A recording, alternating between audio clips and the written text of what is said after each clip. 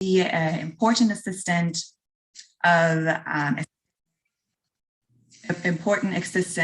Sorry, I was distracted here for a second because something popped up on my screen. I'm sure you saw that. With the important support of Hudson Analytics, Hudson Trident. Troy is here today with us. We finalized the design of the Model Emergency Operations Plan. The plan, or the draft of the model, is currently under review by our strategic partners from CDMA, CSA, PMAC, the United States Coast Guard, and the Risk Management Division of the OAS, who will provide their input and observations, which will then be included into the final plan. And once we have that ready, that will of course also be published and shared with you all here. Then I'm very excited to announce that in October this year, we will conduct the first of 4 regional workshops, which will be imparted in cooperation with our strategic partners, and it will be based on the model plan that we developed. And we had to move from an in-person model to a online version of this first workshop, of course, due to the pandemic. And so this first workshop will be held in October on the virtual port campus of the National Port Authority of Peru.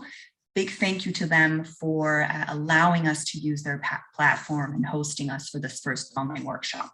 And then hopefully next year, we will be able to conduct regional simulations and drills in 2 pilot ports to test the effectiveness of our plan and identify areas for improvement. So yeah, that is the status of the project. Again, once our assessment analysis report with the set of recommendations and our final model plan are ready to be published, you will of course be the first to get a copy of that. And should you have any questions or comments, feel free to reach out to Jorge and I. And with that, like I said, I'll now hand it over back to Jorge and then to our real experts of today's session. Thank you very much, Mona. I think that was short and sweet, the way we like it. Indeed, many people here present here today are familiar already with this project, and I am apparently now invisible. I see. There's my shirt. There we go. Looked like a floating head there for a second. I'm sorry. I took my jacket off. It's very hot today. Anyways, thank you very much. From me, you're obviously going to get positive feedback on this project because it is something that we have indeed worked with. And like you said, and I will emphasize our thanks to the government of Italy and the government of the United States of America for putting their trust in us and giving and enabling us to spark and start this project in such good terms. So thank you, Mona. We will now move on to Mr. Troy Vest. Troy is Vice President at Hudson Trident. Hudson Trident is a maritime consultancy specialized in risk management. Troy comes from this area in the United States Coast Guard, where he was an officer with postings in the region. So he is certainly an expert in risk management. And we, sir, welcome you. Troy, my friend, the floor is yours. Go ahead. Thank you, Jorge. I appreciate it. Give me just a moment. I will share screen and bring up our presentation.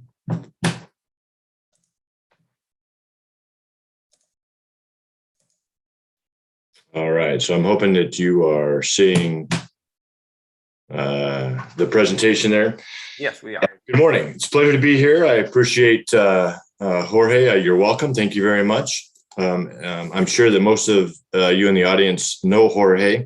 We all have different types of genius, and genius resides in Jorge in the form of hiring very capable people. And so thank you to Paula and Mona for putting the meat and potatoes together for this presentation. Again, as mentioned before, we sure sympathize. Our hearts and prayers go out to Haiti and the suffering that's going on there. It is regrettable that it happens immediately before this particular webinar, but maybe it just helps to drive home the point. But again, our compassion goes out to those in Haiti. As Jorge mentioned, I was in the Coast Guard for 25 years. I had the good fortune to live in a few different places in Latin America during my career, as well as travel throughout the Caribbean and Latin America a number of times, doing security and crisis management. All right, and so we'll move along and kind of tell you what we're going to do today. So we don't have a lot of time, so I'm going to be pretty focused in my comments today in order to kind of give the bang for the buck. We will talk about really the goals of disaster management, and then I will go through the results of a process called business impact analysis and talk about what those key factors are and how to address them in a positive way ahead of time in order for you to make your ports more resilient. Here's a quick slide of who we are as Hudson Trident. As Jorge mentioned, maritime security management, risk management. You can read through that, and my contact information will be available to you at the end, so we won't spend any more time here. All right, so what is it that we're actually trying to achieve when we are, quote unquote, managing disasters or managing the risk of disasters? That's actually a little bit of even a oxymoron to say manage a disaster, but nonetheless, you can do it. And usually it comes down to your preparation ahead of time. And so that's what we'll talk about. Today, we're going to focus specifically on the intermediate capability because everyone here knows what normal capability is. And so I won't spend any time on that again to give you the most bang for the buck today. So we will focus specifically on the intermediate capability immediately following a disaster or crisis event. One quick side note is as you're in intermediate capability, returning to full capability, that might be an opportunity to do some improvements to the port that you had planned all along. So, for example, if your pier was damaged, that may be an opportunity to expand your pier, make it longer, make it wider in order to increase the capacity. That's beyond the scope of what we're going to talk about today, but it's just worth keeping that in mind. And so I offer that one small anecdote as an example. So in the process of business continuity planning, there is a process, a procedure called business impact analysis. And it's not rocket science, but there's a little bit of a trained thinking process you go through in order to identify what we'll call kind of the vital steps or the key factors to keep your organization in business or in operation following some type of disaster. And so I have done that for what I will call a generic port. And in order to save time and focus today on really what's more productive for you in this time, I won't go through what that process is. I'd be happy to do that on a different venue, but today I have just given you the results. So I've come up with 6 key factors which apply to every port. Your port is unique. All ports are. And so you may have some additional key factors that you think are worth highlighting. But the key factors that I've come up with are listed there: staffing, electricity, communications, a clear channel, a clear mooring. And those are related, but they're distinct. And I'll explain that as I go into some detail. And then finally, your decision-making protocols. So again, these key factors are a result of a process that I conducted on what I will call a generic port, thinking that these will apply to all ports, and you may have some additional factors, but this will at least get you started down the road of making your port more resilient so that you can continue your business following a disaster. So as we are seeing currently with Haiti, the human impact is difficult to talk about following a disaster, or at best it's unpleasant. It might even be just heart-wrenching as we're seeing some of those videos and footage come out of Haiti. I request your forbearance today that we go ahead and talk about those now. So for those of us who are on this call, this is a calm moment. This is a moment when we can plan for what that disaster may look like and how it may impact us. So I don't want you to think that you then become kind of cold and uncaring if you talk about the human element following a disaster. But as a business person, as a port manager or port executive, it is worth your energy and time to go through that thought process in these calm moments so that following a disaster, you have a plan and can continue your business. So it's a little bit of a cliche, but let's go ahead and say it because it's a cliche because it's true. Your biggest asset is your people. And so following a disaster or some kind of emergency, then your people and how they can respond become a key factor in your ability to continue your business and to continue port operations. So a quick and easy example is there may be debris across the roads that your personnel can't get to your port to resume work. That's likely and common, and you'd see that following a hurricane, following an earthquake. A number of other examples as well is that the roads will simply be blocked. Your personnel may be safe, but they can't travel. And then one that I am sure that members of this audience have seen, and regrettably so, but again, I request your forbearance, is to say that some of your staff may be affected in a very personal way by whatever the crisis was. So examples of that are, the damaged home, their family members may be injured. They may be isolated and without phone lines, without electricity. And so they can't get in touch. They can't travel. And then again, let me offer this, requesting your forbearance to go ahead and discuss the unpleasant and difficult side of it is, this could also be you, meaning you are the port manager, you're the port executive, and now you are affected by the crisis. And so I asked that prep question at the bottom, are there positions in your port for which only one person can do? One person has authority. And so if that is you, then we'll talk about that again in our final key factor of decision-making protocols. But that also applies to various people. Is there one person who does your accounting? Is there one person who can manage a certain piece of equipment or your IT infrastructure? And so that's where cross-training your staff becomes important in the resiliency of your business. Now, this one is so obvious that we overlook it.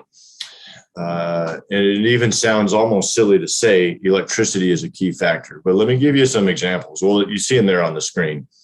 Most of your security is going to be electrically founded in some kind of electrical capacity.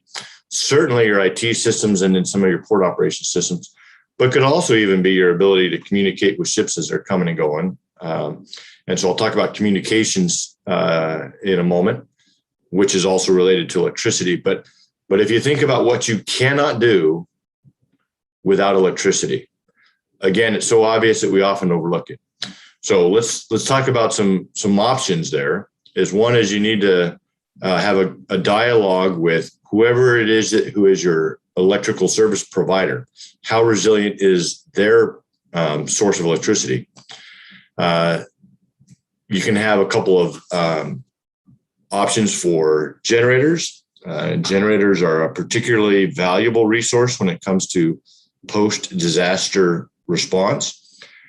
Two options, and I won't go into a whole lot of detail, but one is you can just have a very large, very capable installed backup generator that is permanently hardwired.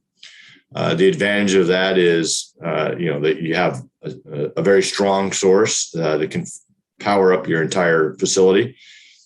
Potential downside is those are usually located at ground level. And so you would have to do some research as to the historic level of whatever may be for example, storm surge. Second example for generators could be, you could have, in lieu of a single installed backup generator, you could just have multiple portable generators.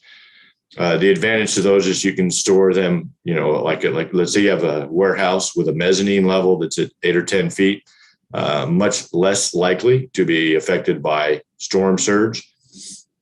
On the other hand, you have to have more of them, and they require some different level and different type of maintenance periodically just to make sure that they can run when you need them. Again, this one is so simple that it's almost like silly to talk about, or it feels like so basic that, why are we bringing this up? But I just remind you to ask the question is, what can you do if you have no electricity in your port?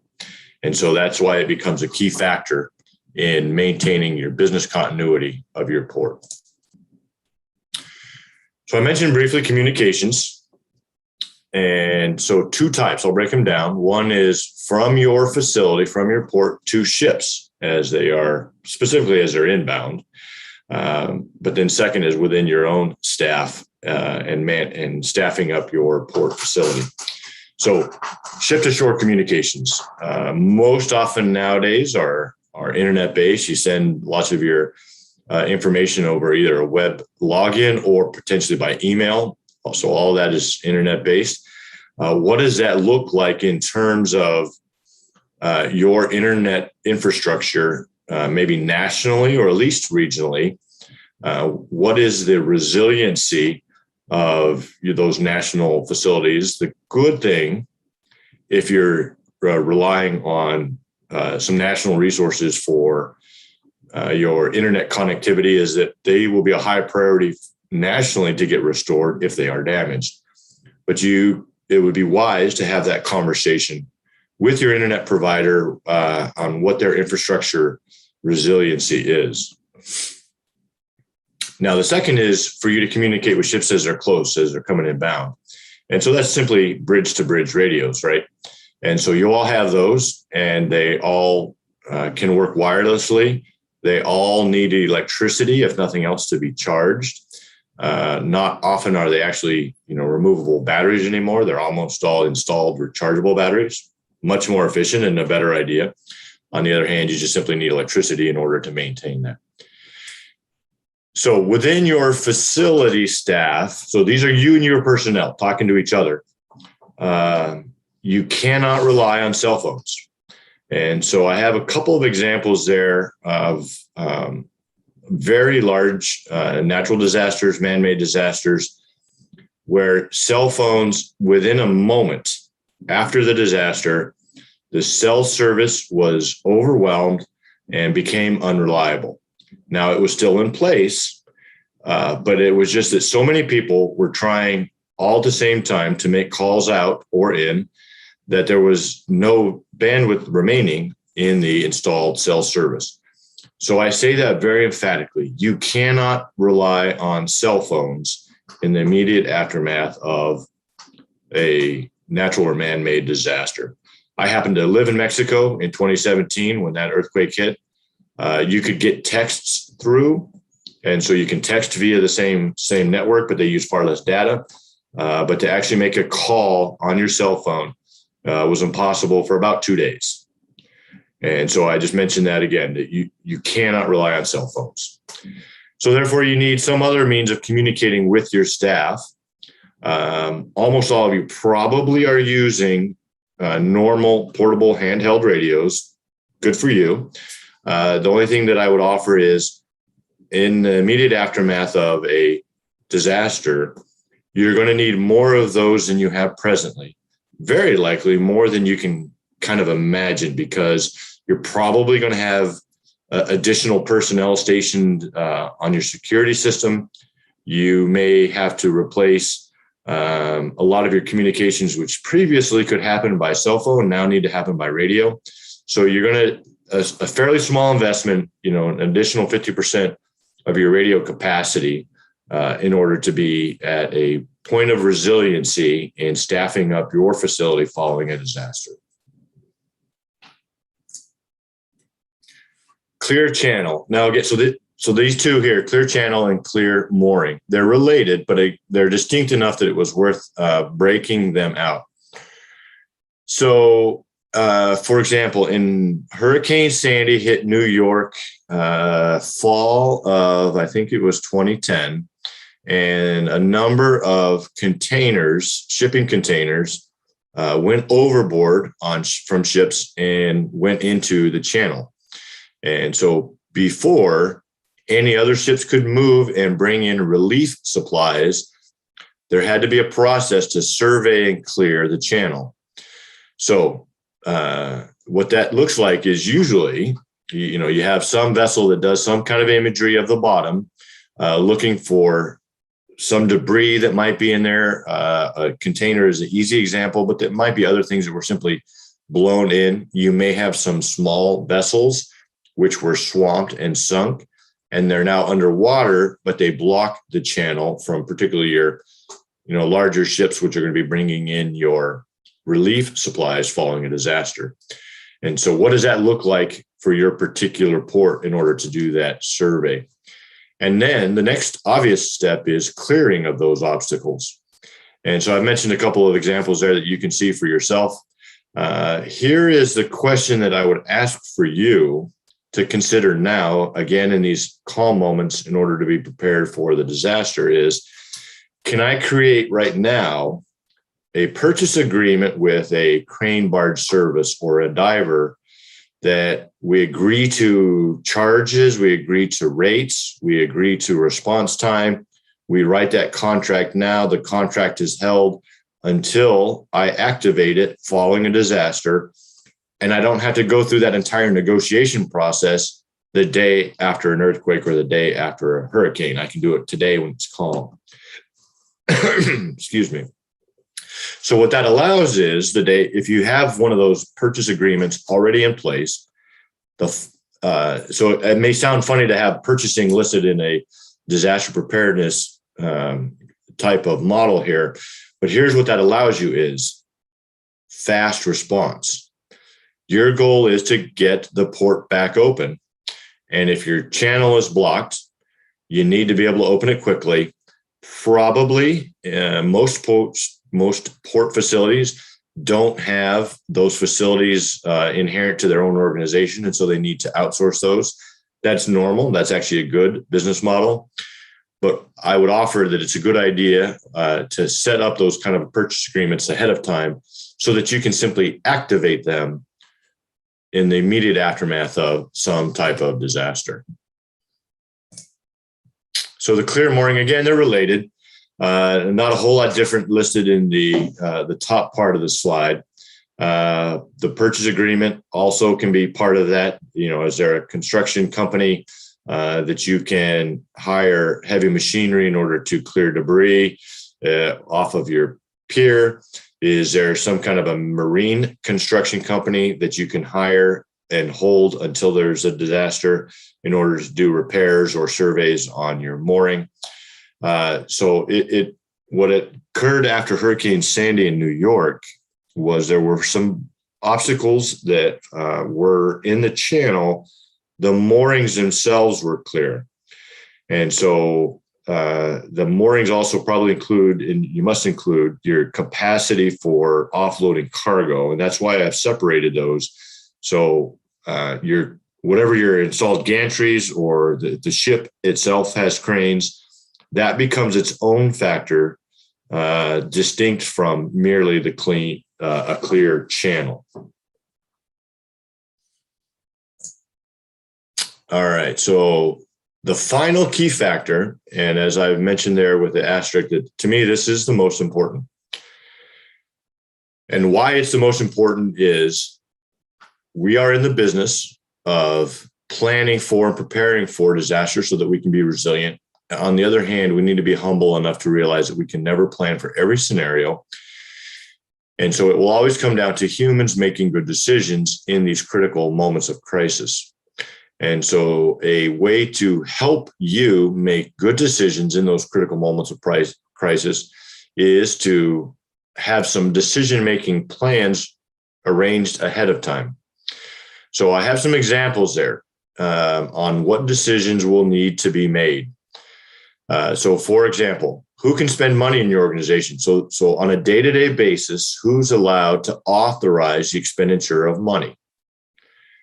Now, again, some examples there on what kind of money decisions may need to be made in those moments of disaster. And so you need to have a group of people. It doesn't have to be many, but it cannot be one. It cannot be one single person who's authorized to authorize overtime, because probably following a disaster, some of your staff will need to work overtime, but who can authorize that? It cannot be one person. Who can authorize the contracting of a survey in order to clear the channel? That cannot be one person, because as we mentioned before, and again, unpleasant to talk about the potential human impact, but it's necessary because we're port professionals, so we need to discuss this in a business continuity sense. If that person who is authorized to make those monetary decisions is impacted personally by the crisis, now your port has one single point of failure due to your lack of decision-making protocol. So that's, again, why I mentioned that the decision-making protocols are probably the most important. So the clear channel, clear mooring. Sometimes, so that's not saying, the contracting of clearing the channel or the contracting of clearing the mooring. That is more of an official decision that the channel is clear. The mooring is clear. It is now safe to bring in ships and offload. Those can be made by, perhaps your maritime designated authority. That depends on your particular situation and how your country manages that. So again, following Hurricane Sandy, Katrina was a number of other examples, but Hurricane Sandy, it was the Coast Guard captain of the port that declared the main channel clear. Each facility declared their own mooring clear.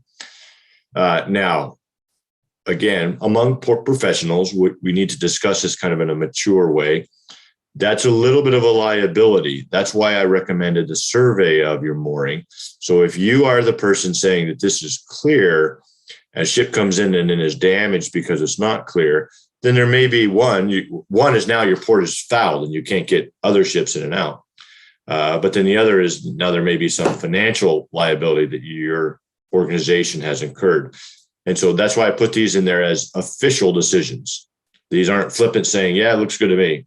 This is much more of an official publication to all world maritime traffic saying, yes, my channel is clear. Yes, my mooring is clear. But who in your organization can make that decision? And then finally, the resumption of operations. So that would be a follow-on decision after clear channel, clear mooring. Is your pier safe? Are your cranes safe? Are the roads safe enough to have trucks who have offloaded or unloaded cargo, moving them around your country? Can we now resume operations, start bringing ships in, start offloading cargo and moving them out into the community where they are needed? And so the prep question there, this is, again, it's a mature audience of port executives, port managers. And so let's ask ourselves the very hard question of, if I am not there to make these decisions, can my port function? Do my people know what decisions they are authorized to make? Have I told them that they're authorized to make those decisions? And is it written in some type of a plan where they know that they have legal authority to be making those decisions in order to be, quote unquote, safe, if you will, in case there's some repercussion down the road, but do they have the legal authority to make those? So I'm beating this one pretty strongly because this is the most important point.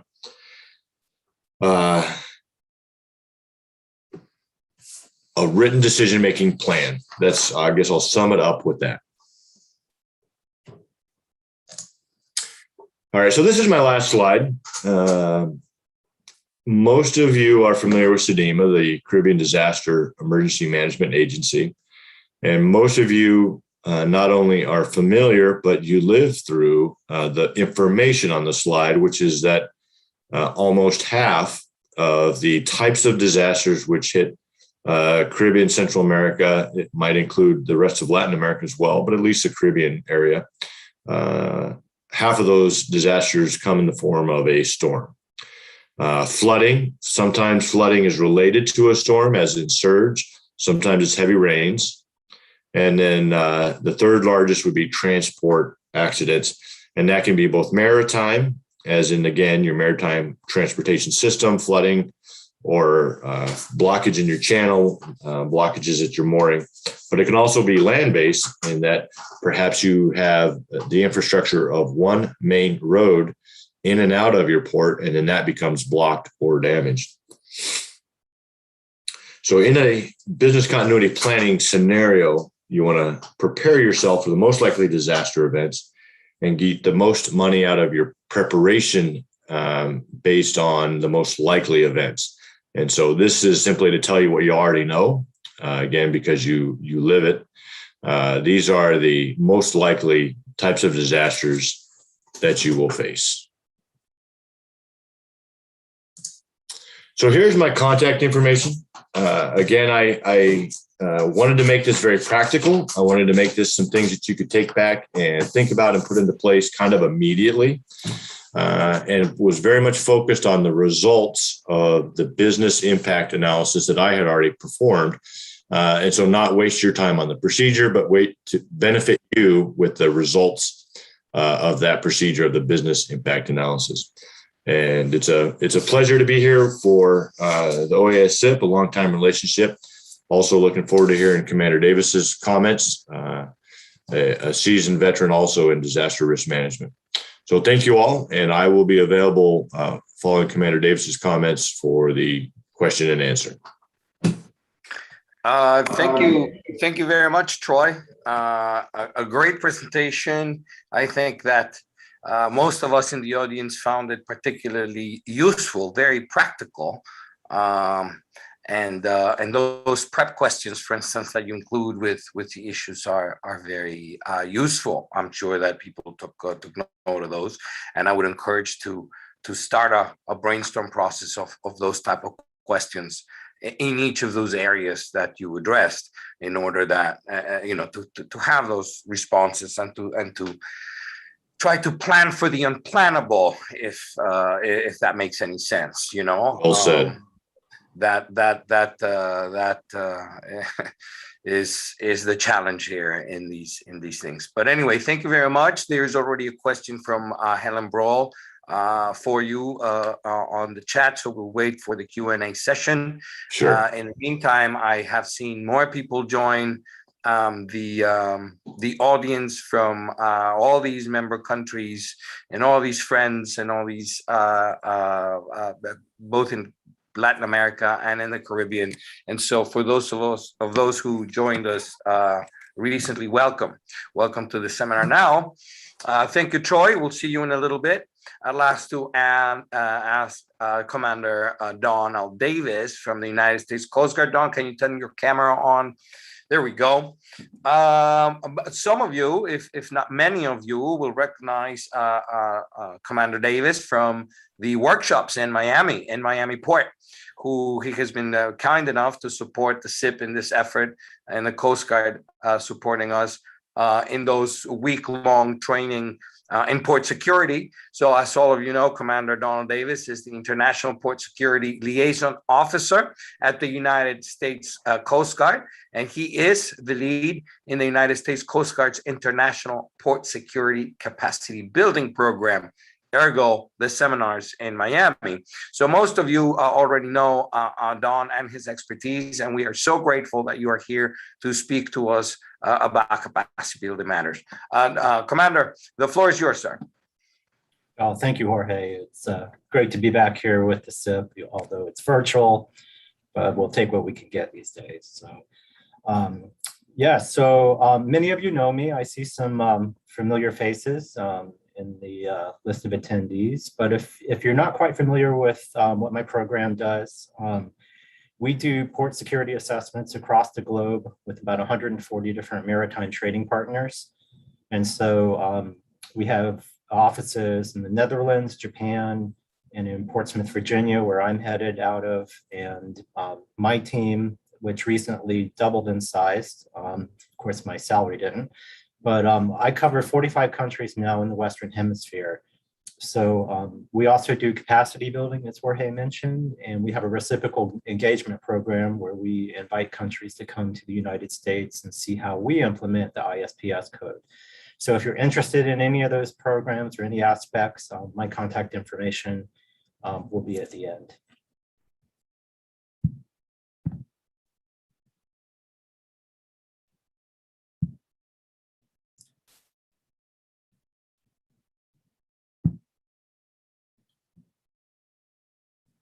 So I know many of you would say that this is probably not a proper Don Davis presentation unless we have a video to play. So I've got a very short training video.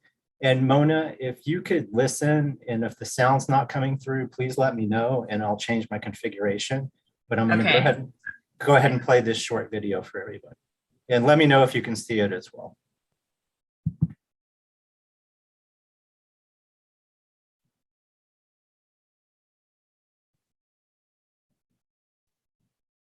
Don, we can see it, but I am not hearing any sound at the moment. Oh, there it is. It's just a very low sound, but there it is.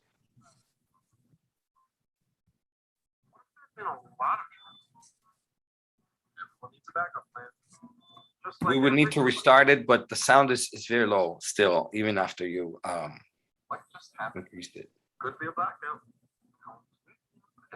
Where did you get that? It's important to start your business continuity planning early.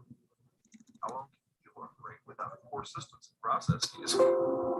What if your entire network went down? There we go. Means no sales and lost customers. This thing working. Finally, recovery's good, but 75% of companies without continuity. Don, I don't know if you want to restart it now that you got the speakers going and the sound is great, because we missed that first bit. Thank you. Perfect. Thank you. Wait. Thanks. Running late? Yeah, traffic was rough this morning. Crisis averted. No crisis, no traffic. What if there had been a lot of traffic? Everyone needs a backup plan. Just like every company needs a business continuity plan. What just happened?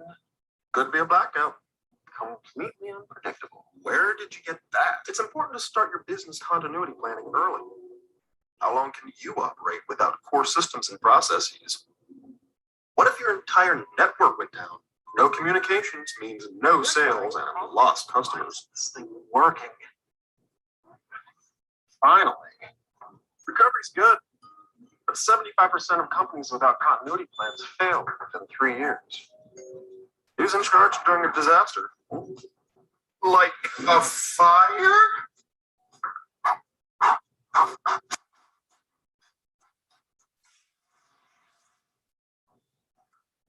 Identifying teams and assigning tasks is essential. Everyone needs to know their responsibilities. What's going on? It could be a hurricane. Weather can badly damage your assets. Planning better prepares your company to recover from any disruption. Why aren't you getting wet? Not everyone's under the same umbrella. It's important to test, update, and exercise the preparedness measures. So, can we share? No. A business continuity plan for one company won't fit another. That's why it's important for everyone to develop their own plans.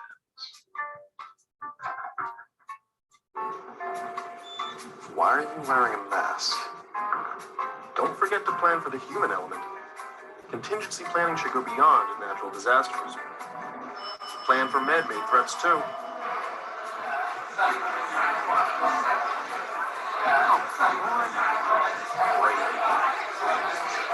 Hey, let me out.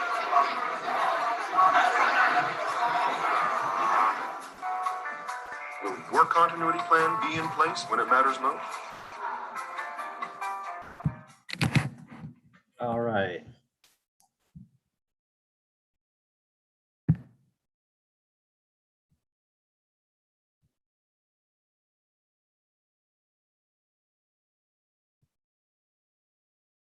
Okay, so that was kind of a very short but very basic introduction to continuity. In looking at the subjects that we've covered so far, I decided to take just a little bit different of approach to this afternoon's session. And what I'd like to do is address how you make a business case for continuity. When I travel throughout the Caribbean and Latin America, one of the most asked questions I get is how do I justify my security budget, or how do I justify my continuity plans? And so this is real basic because we've only got a few minutes together, but I'm going to go through some of the concepts, and hopefully this will spur some conversation and some questions in the chat.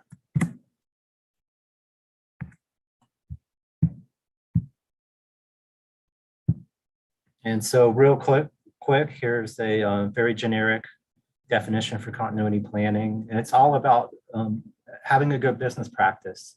And as Troy talked about, doing that business impact analysis, you want to know what your essential functions are. You want to know what you need to be focused on so you can maintain operations, be it a man-made or a natural disaster.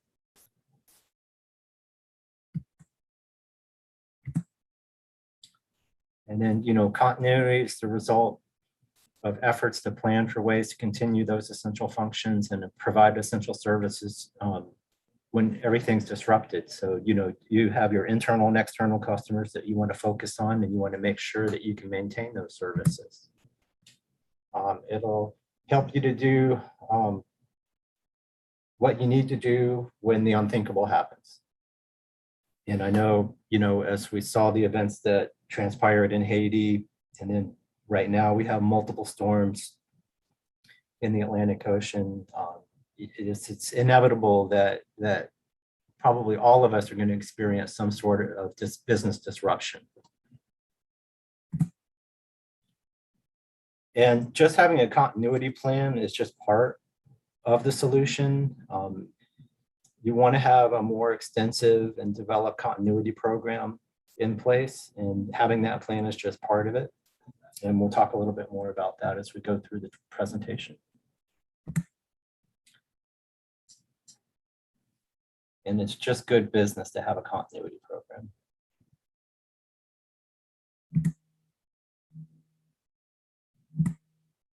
So what benefits do we derive from continuity planning? Well, as Troy said, our most important asset is our people. And I think that remains true for any organization. So ultimately, our number one objective is life safety. We want to prevent injuries, and we want to save lives. And then next, we want to ensure our property against any loss or degradation of capabilities.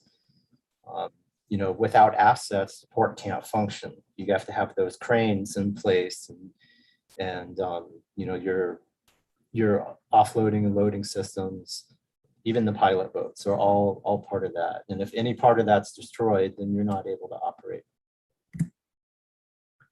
And it does improve the budget planning process. It may not seem that way, but I'm going to go back to one of the fundamental key aspects of continuity planning, and it's that business impact analysis when you're looking at your essential functions.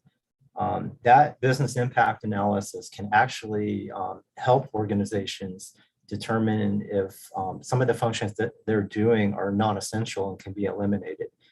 That quite often happens as a result of the continuity planning process.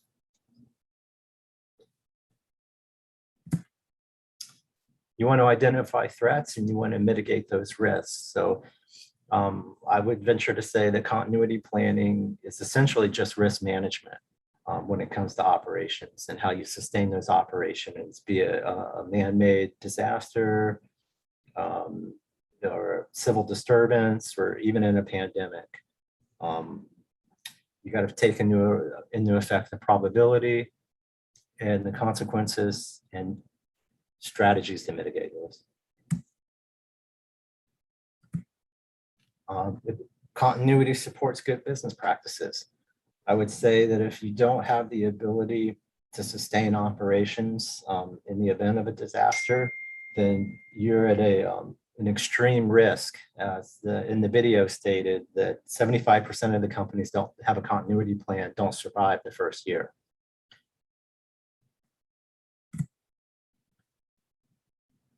And again, it's all about continuing those essential functions in the most austere and maybe dangerous environments. We're protecting the fundamental mission of all agencies and organizations. And when it comes to port operations, that's the unloading and loading of cargo or passengers. And that's where the revenue is going to come in, or in the event of a nationwide disaster, that's the ports are going to be the key element that contributes to the recovery of the entire nation.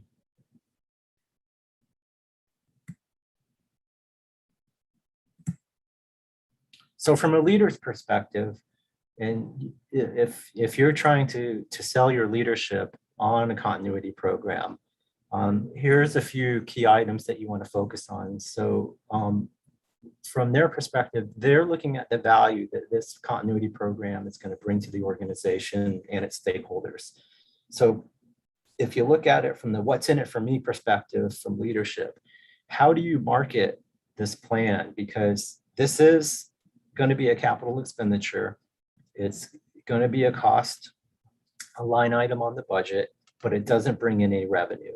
And that's probably one of the most challenging things to sell to senior leadership. It's essentially like buying insurance. I don't think anybody enjoys buying insurance at all. I know I don't, but you know, when you really need it, then you're glad you bought it. So you want to assess and prioritize the risks that can be managed or avoided. Goes back to that risk management function where we're identifying those threats and hazards. And you know, as in the last presentation, we talked about the generators, either fixed or portable. That's one way we can minimize some of the risk from power outages. But how we prioritize those, and yeah, you know, electricity would be at the very top of that list, because without electricity, most ports can't operate these days. Now, here's the big one, is how to determine what your ROI is, your return on investment, for all this investment in continuity. And this is where all continuity program managers really need to put on their finance caps and really do that deep financial analysis of where the organization is going to benefit, and why should that senior leader invest funds in something that's not going to generate revenue in the very beginning. And then you want to get the leader to reflect on the consequences of his or her decisions, or even their indecisions, because a decision not to have a continuity program is actually a decision. Probably not the best decision to have, but the leader needs to know that that risk rests with them, and they have a chance to mitigate that risk with your assistance and your guidance.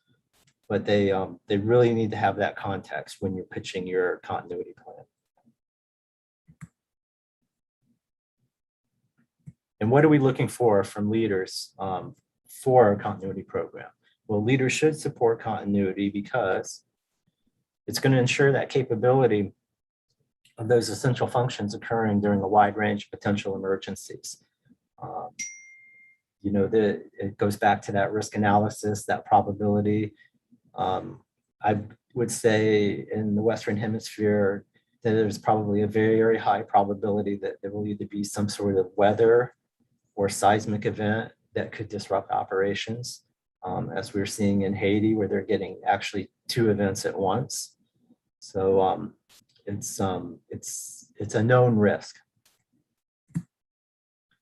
And then we want to ensure that those planning gaps, budgetary and management challenges are all identified and addressed appropriately.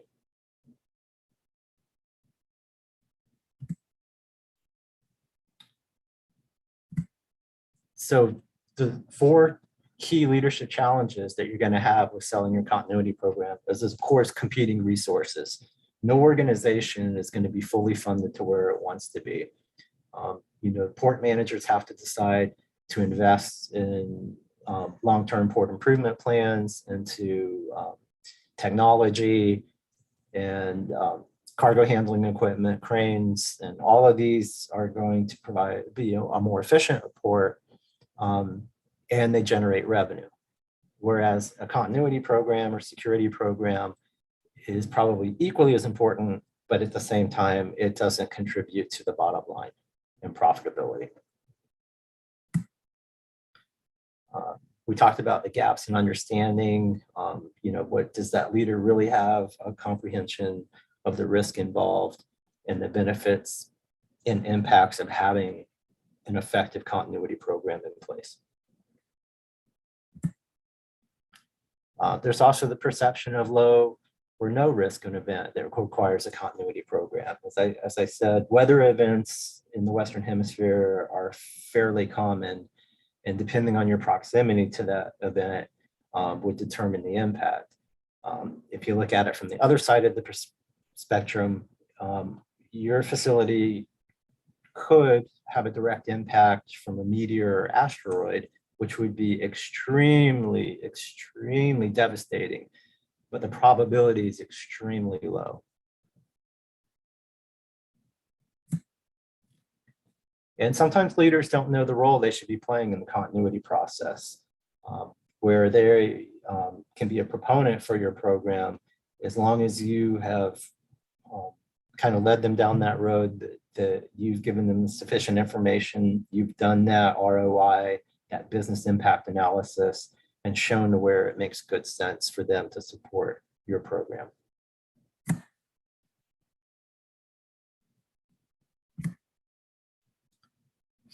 So challenges that are addressed by an effective continuity program: you reduce, you prevent losses facing the organization daily. And I would argue that that in the long term is going to impact profitability and marketability of your port. You're going to identify gaps and practices that can be addressed early on, thus saving an additional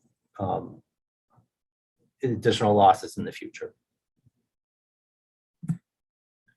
And practices can make the organization better in areas of concern, especially when it comes to disaster risk management.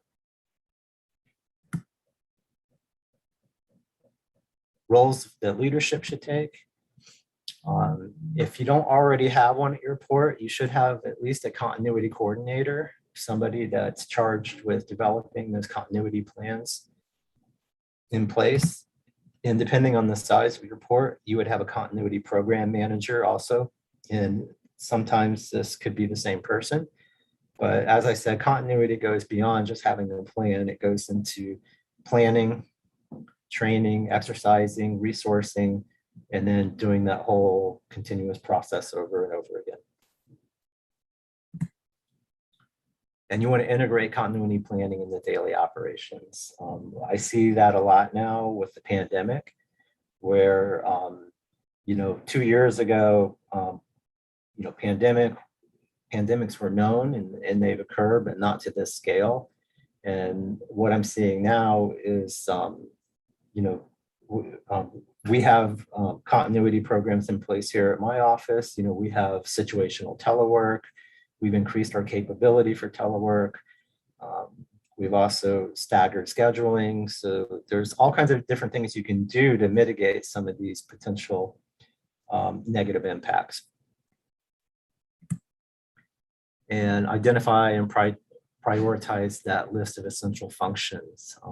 I can't stress enough where that business impact analysis, where you're identifying these essential functions is going to be, it's going to be the first thing you're going to need to develop an effective plan and program.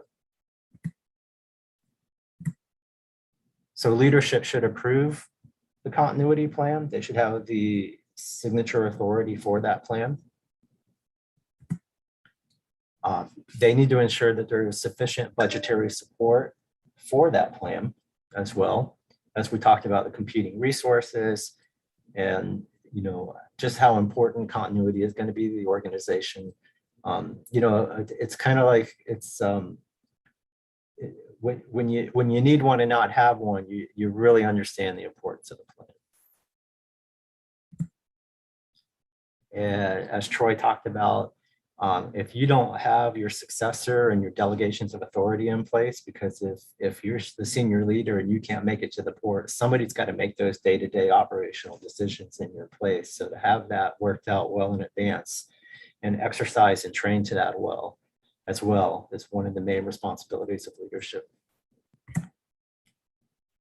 And leadership will ultimately be responsible for the multi-year strategy and program management plan that's developed by the continuity program manager. So in doing my research and looking at some case studies, I came up with a few tips for success. I know this is an abbreviated list, but as I said, please ask your questions at the end of the session. Be happy to go into more detail. And just remember that we probably have over 100 people at least online right now. And so I would say that we have 100 additional experts in this forum to add to the conversation. So when you're developing your continuity plan and you're trying to sell it to senior leadership, you have to speak to the organization's challenges. That's first and foremost. Why have a continuity plan? Why is the port there? Is it obviously to generate revenue, but also it could be a port of national significance where there's only one or two ports in an entire region, and it supplies critical needs to the population.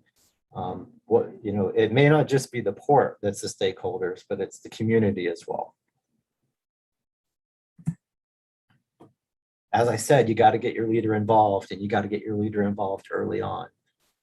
You cannot just show up to a board meeting and present your plan and expect it to be fully funded and approved at that time. So the more interaction you can have with senior leadership, the better it is for your planning process. So finding opportunities for synergy.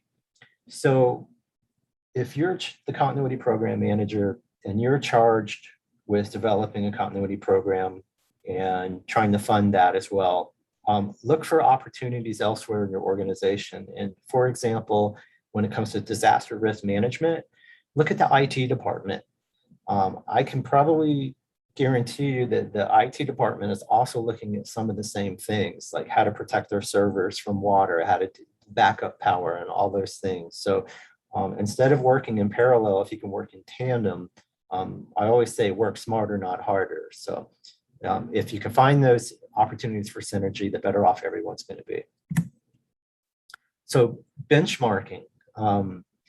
What I would recommend if you're looking at internal benchmarking is continuity plan, it's a business plan.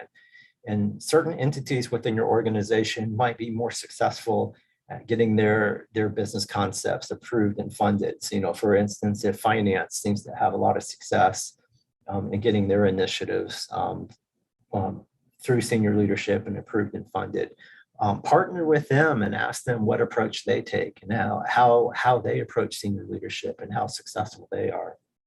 And then what I would say, do that with your external colleagues as well. So forums like this are a great avenue, and maybe somebody will come forward in the question and answer session and maybe share some of their experiences about how they got their plan approved. But yeah, reach out to your partners outside of your organization as well. See if you can identify low or no cost alternatives. So you could have a training plan and even an exercise plan that doesn't cost very much or may cost nothing at all, especially if you're already required to have certain exercises or certain mandated trainings like safety training or security awareness training. You can always throw in a few minutes of continuity awareness training as well and it not cost the organization anything.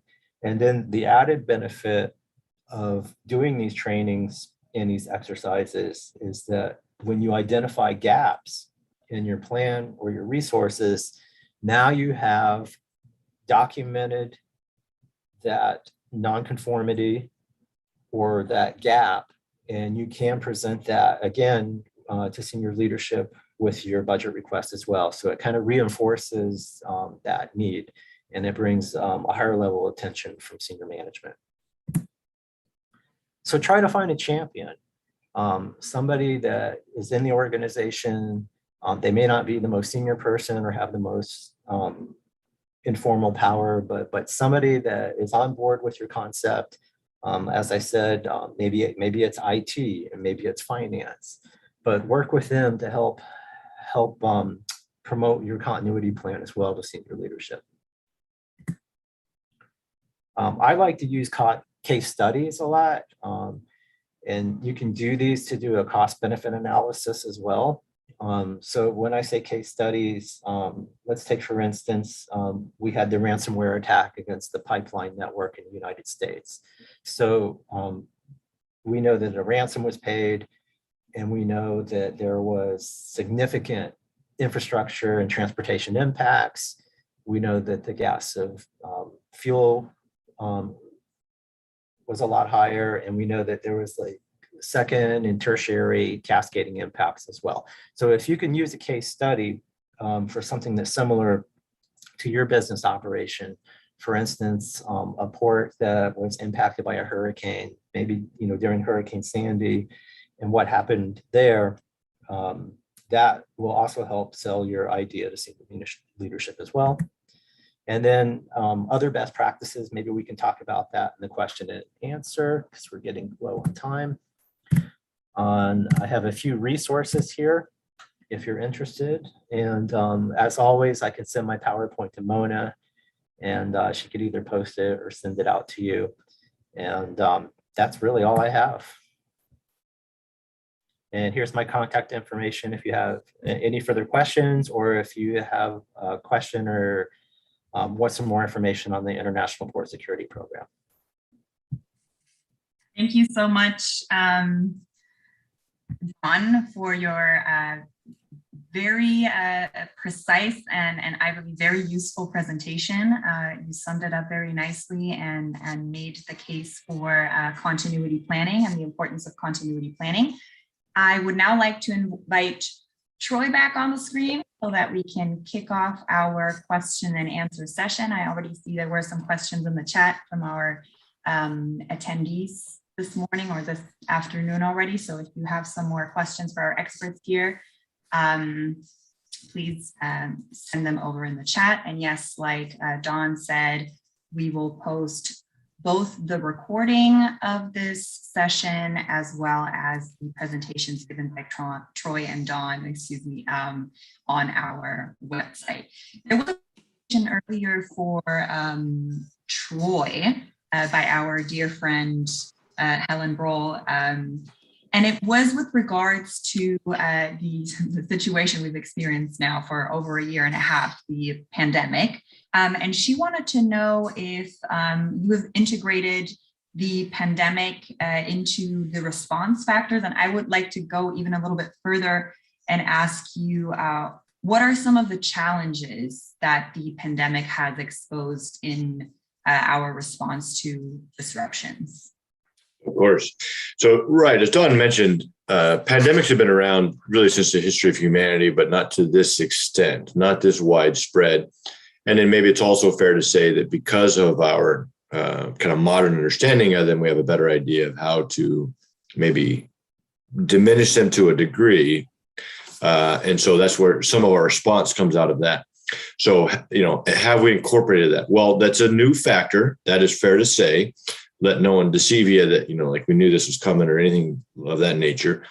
How we have incorporated that then becomes kind of the next question. And so a number of organizations have begun working from home or some type of remote work or partial office time, partial remote work. So here's how you prepare for that in a very practical sense. Do you provide, IT equipment for your personnel to take home so that they can then, do work from home, log in securely? Have you increased your overall company or organization net security based on now you have if you have people working from home, you have just multiplied your internet touch points. That's kind of the phrase, is touch points to the internet, exposure points. And so you need to have a different type of planning for your internet security, your cyber security. And so that's how you can do some of that pandemic planning ahead of time. And that's how it is in the practical sense on what that looks like. Again, I will mention as both, interestingly enough, Don and I didn't coordinate our comments, but we both mentioned the delegation of authority. I call it decision-making protocols. It's really the same thing. In a pandemic situation where you have people working from remote, yes, we can be in contact. It's never as good as knocking on someone's door, asking the question right then and there, may I, purchase X? Do we have your authorization to start Y? And so there's going to be some delay. And so can you set up ahead of time some kind of like, we'll call it tripwire decisions, like if I request a decision to do X, but I have not heard back from you in 48 hours, do I have permission to continue and go forward with that? And so that's one of those halfway remote work, pandemic decision-making protocols to set it up so that you can continue business in a timely fashion. If for some reason, again, we're all working remotely, someone's personal Wi-Fi modem goes down and now they're the critical factor, but I need my business to continue. So you set up some decision-making protocols with some of those timelines where you can kind of quote unquote tripwire the decision. I've asked you, I've waited 48 hours. I haven't heard back. Ahead of time, you gave me that permission. After 48 hours, I can make the decision. So those are some practical ideas on how you implement some of your business continuity during a pandemic when things are working remotely. Now, here's another interesting thing that I think is true for all disasters, the pandemic included, but this happens to be, we'll call it, this is our disaster. And so many of us have, grandparents or older relatives who lived through the Depression, and that affected them for the rest of their lives. That became a decision-making paradigm for them, even after the Depression was over. So let me offer you this thought, and this is very individual on a personal level, but we're humans, but we can deal with that in a mature way, is that this is our disaster. This is the one that we know, that we feel. Our kids are either not going to school or are going to school under these kind of regimes. We're either working remotely or working with masks on, a lot of these things. This is the one that we are experiencing. My caution to you is that in 10 years from now, when now this disaster or this pandemic is abated, maybe it will never go away completely, but it will abate. Don't maintain this mentality in 10 years or 15 years from now. And so I say that in a kind of a lengthy explanation to say, if you recall hearing stories from your grandparents on the Depression and how they reacted, many years for the rest of their life, we as port executives should be mature enough to take each new factor, each new set of conditions. And so let's not focus on the pandemic now because it's now. Don't focus on the pandemic in 10 years. Take the pandemic lessons learned. Take what we have improved, for example, our internet capability where we can have these type of meetings. Take what you have improved and learned out of that, but don't still be living in 2021 when it's 2031. It's Don, if you want to add to that, feel free. Yeah. I would like to pass it over to Don, in fact. I would say from the Coast Guard perspective, we take an all hazards approach. We don't just focus on hurricanes. We don't focus on oil spills. We look at the entire spectrum because you never know what it's going to be. And pandemic is part of that spectrum, but it's not the end all be all because as we see in Haiti, that right now the pandemic is not a priority for them. Right now, they're in life-saving mode. They're in search and rescue mode. So yes, it is important to take that into account as a response factor. But as you said, things are gonna change, and we have to be adaptable. Excellent, thank you. So yeah, we can use an incident or a disruption as a moment to identify some of our weaknesses and strengths. Maybe it's an opportunity to reflect on our capacities, I would say. But as both Troy and Don mentioned here, it's not the end all be all, and we need to stay flexible within our disaster risk management approach. Excellent, thank you. I would like to ask Don on the importance of training and capacity building. That's your field of expert when it comes to continuity planning. What role does training play, and how can we include continuity planning into our training plans? Yeah, great question. So it kind of depends on your level in the organization. So training for senior leaders is going to be a little different than it is going to be from your frontline workers. But as I mentioned, what I did at one of my previous units is we had a very generic continuity program in place, an awareness program where we would do that for our frontline workers. And then we would have some for our senior leadership as well. They don't have to be very in depth, and you know, you can do them at very low cost, but training, planning, training, exercising, equipping is all part of that continuous process where we have to, you know, maintain our readiness, but it is a key factor. And I think possibly in some future venues, we're going to talk about training drills and exercises. So more to follow. That is correct. Then I see Frank Redhead raised his hand. Frank, if you could be so kind to type your question or comment in the chat, it's going to make it a little bit easier for us to address it. And then I also saw from one of our colleagues from Mexico who had a question on recommendation on a plan to provide continuity of the main services in Mexican ports. And I'm happy to share with you, Jose Luis, that that in fact is part of the plan we developed in the context of our project. And I'm happy to inform also that neither Jorge nor I wrote the plan. It was written by experts, and it is currently, Troy was an integral part here. Don, of course, will verify the plan, so to speak, as well as the key regional experts, CDMA, CSA, and PMAC, who are integral in this effort. So that is in fact part of the plan. And once it has received the input from the stakeholders I just mentioned, we will go along and publish it. I don't see any more questions at this point. I am not sure if Frank is typing at the moment. I know he had a comment earlier, but I would just like to thank you both, Troy and Don, not only for your participation today, but also throughout the years. And thank you for your commitment to the SIP and the region and the ports in the region. And we'll see each other in October for our first regional workshop in the context of our project. We're very looking forward to it. you, and we consider you good friends of the committee. So thank you very much. Thanks, Mona. Okay, I'll pass Thank it you, over to Mona. you. Well, thank you very much.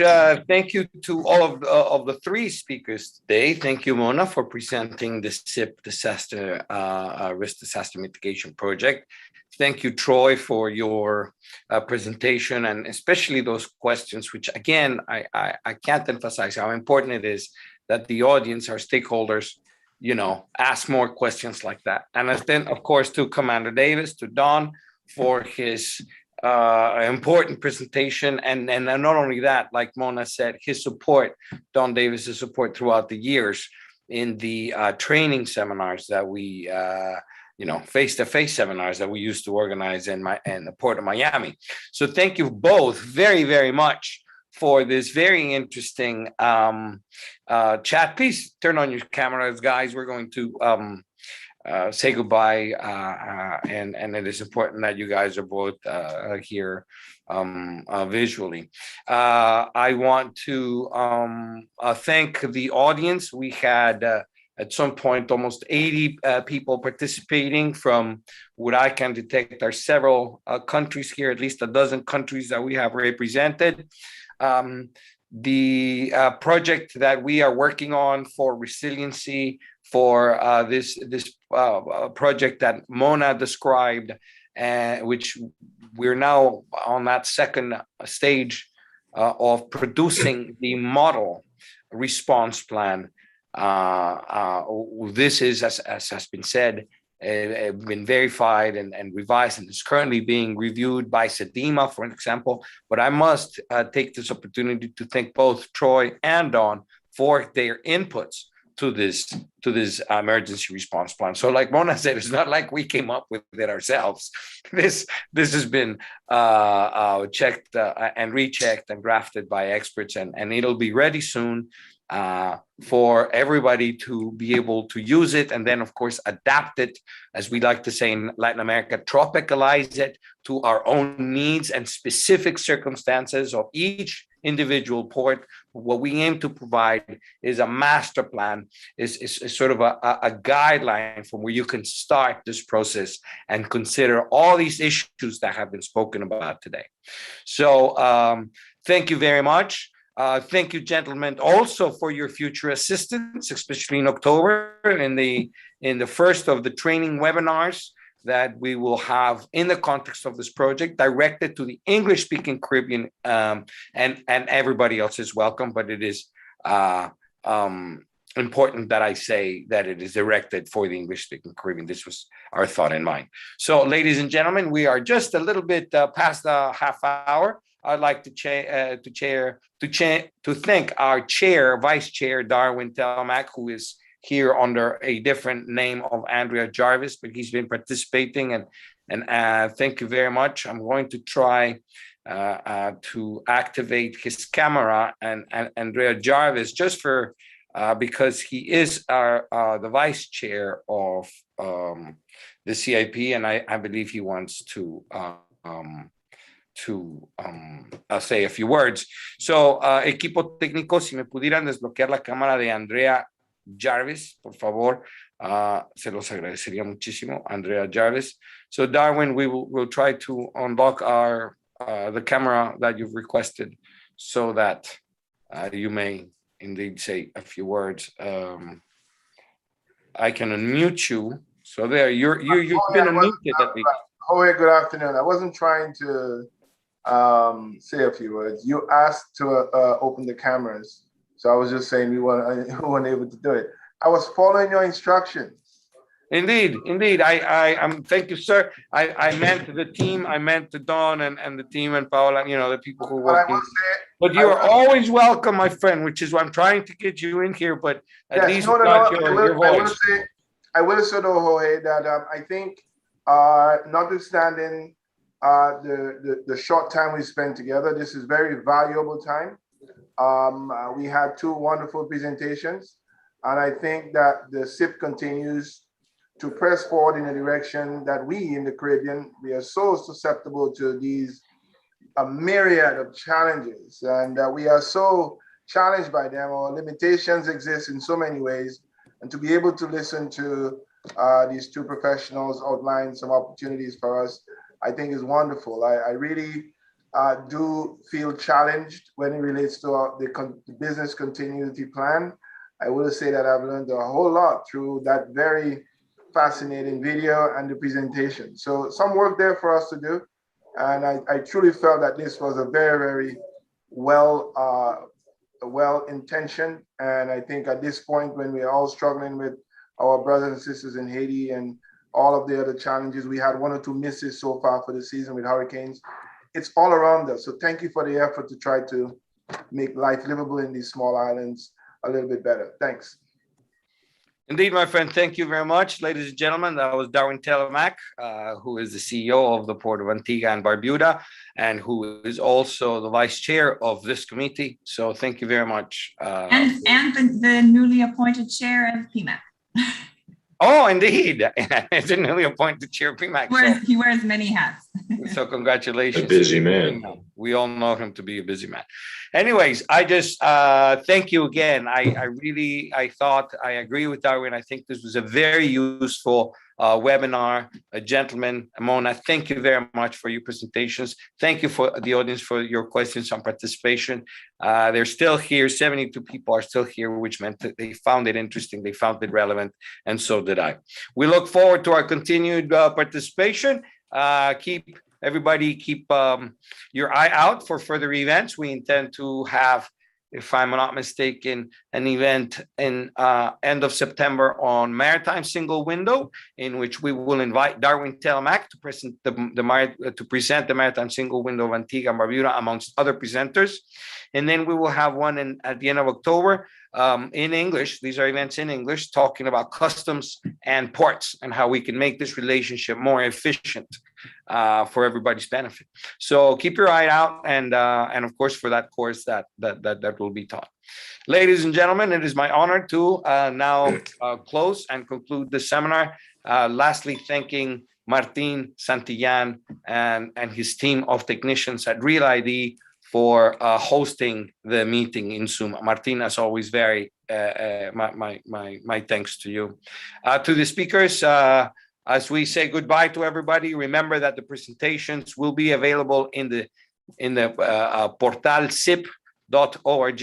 I repeat, portal CIP.org as of tomorrow. Otherwise, write us an email and we'll be happy to thank you, gentlemen, and Mona, for sharing your presentation with the audience. And I have been receiving information here on the WhatsApp about the plan. People are already interested in the plan and what the plan is going to entail, and when can we get our hands on the model plan. And let us validate it by the experts. Let us receive the inputs that need to be received in order to strengthen it and enrich it, and then offer it to you as the tool that is meant to be.